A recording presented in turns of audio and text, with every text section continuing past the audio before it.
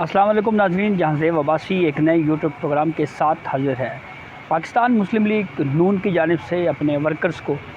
متحرک کرنے یا اکٹھا کرنے کے حوالے سے پورے ملک میں ریلیاں،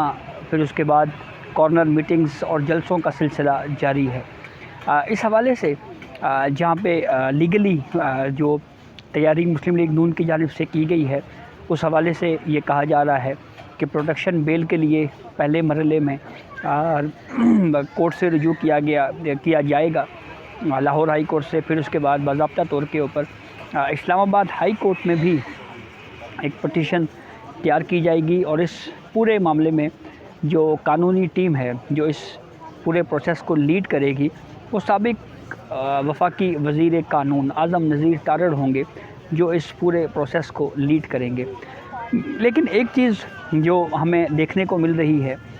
وہ یہ ہے کہ پاکستان مسلم لیگ نون کی جو اس وقت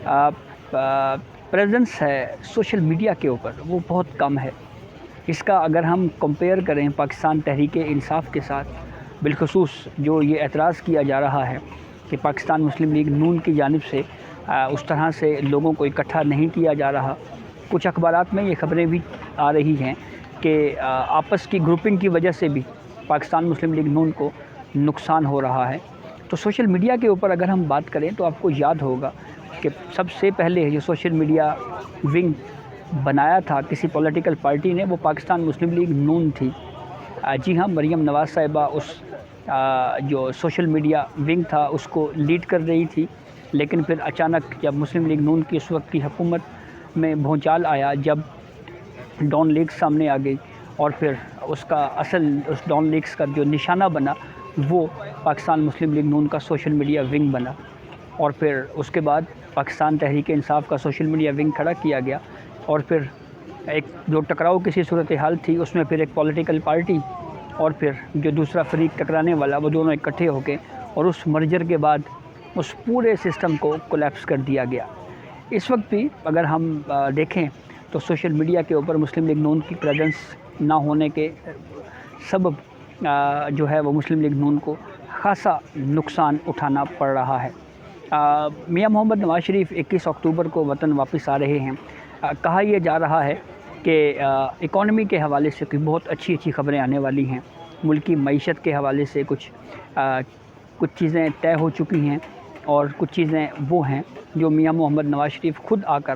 اس حوالے سے جو ہے وہ عام آدمی کو بتائیں گے کہ وہ کس طرح سے اس ملک کی معیشت کو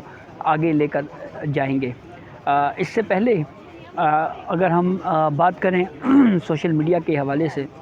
یا اس کی پاور کے حوالے سے، تو آپ کو یاد ہوگا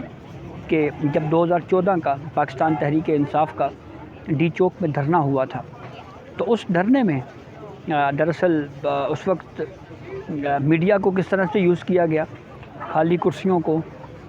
جو ہے وہ نظر انداز کر کے اور ہزاروں لاکھوں کی تعداد میں لوگوں کو دکھایا گیا، اور پھر اس طرح سے ایک پرسیپشن میکنگ کا سلسلہ جو ہے وہ جاری رکھا گیا، اور پھر وہ ایک ذہن سازی کا وہ سلسلہ جو اس وقت چلایا جاتا رہا، اور ایک پوری نیشن یا ایک پوری نسل تیار کی گئی اس بیانیے کے تحت، اور پھر اس کے بعد جب وہ پوری ایک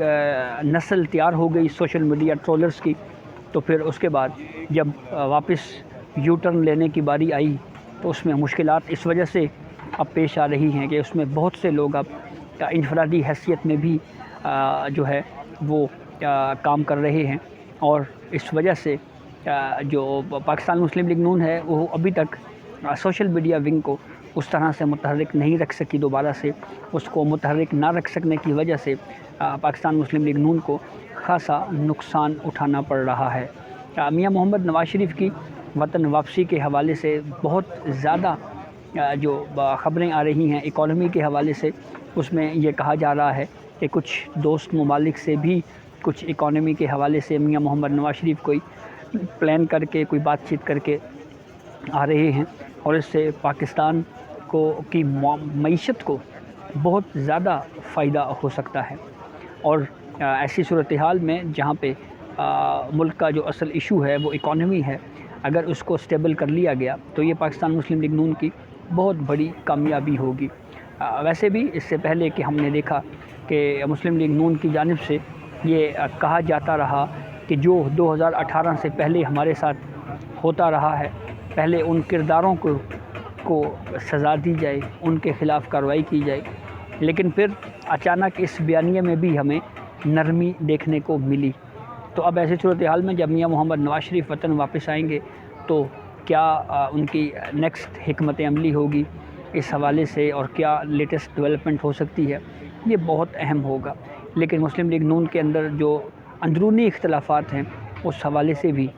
خبریں جو ہے وہ آ رہی ہیں، اور یہ کہا جا رہا ہے کہ دو گروپس ہیں جن کے درمیان اس وقت بھی جو ہے وہ ایک تناؤ کی صورتحال برقرار ہے۔ تو ایسی صورتحال میں مرکزی لیڈرشپ کس طرح سے اس تناؤ کو ختم کرنے کے لیے اور کیا کیا اقدامات کرتی ہے، یہ بہت اہم ہوگا۔ اور ایک ایسے وقت میں جب ہم نے ماضی میں دیکھا کہ ایک الیکٹڈ پرائم منسٹر کو محض فرضی تنخواہ کی بنیاد کے اوپر نااہل قرار دے دیا گیا، اور پھر اس وقت کے عدالتی فیصلوں میں شعر و شاعری کی جاتی رہی، اور ایک بیانیہ چور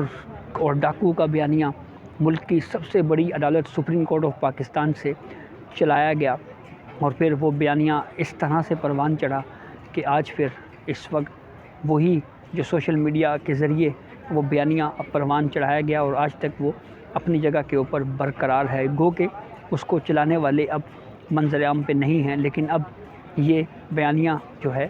وہ اگر ہم بات کریں تو اور لوگ بھی ابھی تک اس بیانیے کو کنٹینیو کیے ہوئے ہیں۔ اور ایسی صورتحال میں یہ کس طرف معاملہ جاتا ہے یہ بہت اہم ہوگا، اور بالخصوص ایک ایسے وقت میں جب پاکستان معاشی طور کے اوپر بدحالی کا شکار ہے، اور اس معاشی بدحالی کا کریڈٹ بھی اس وقت کی سپریم کورٹ کے پاناما بینچ اور اس وقت کی ملٹری اسٹیبلشمنٹ کو جاتا ہے۔ ان کی طرف سے سپریم کورٹ آف پاکستان کی طرف سے جس طرح سے اس کیس کو چلایا گیا اور پھر JIT میں خفیہ اداروں کے لوگوں کو شامل کیا گیا، اس کی بھی پاکستان میں مثال نہیں ملتی۔ اور ایک نہ صرف ایک الیکٹڈ پرائم منسٹر کو محض خیالی تنخواہ کی بنیاد کے اوپر ڈسکوالیفائی کیا گیا، بلکہ پنجاب میں حالات اس طرح کے پیدا کر دیے گئے کہ مسلم لیگ نون کا کوئی ٹکٹ لینے کے لیے تیار نہیں تھا، اور پھر الیکشن میں جو کچھ ہوا